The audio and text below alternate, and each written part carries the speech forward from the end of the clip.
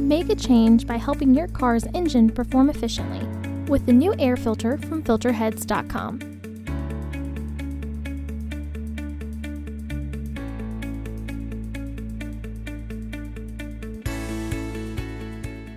To access the air filter, first open the hood.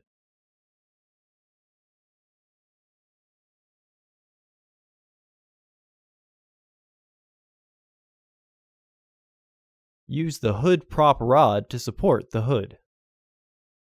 The air filter is located here. Remove the two fasteners securing the housing. Lift the housing.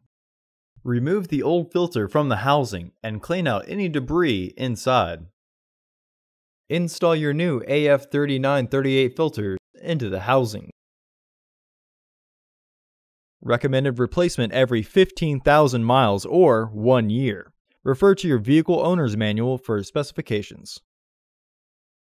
Re-engage the fasteners.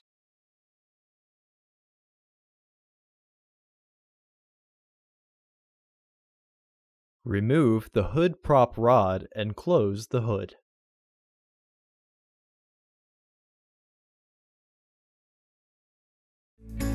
Visit our website to order your filter to ensure that it fits.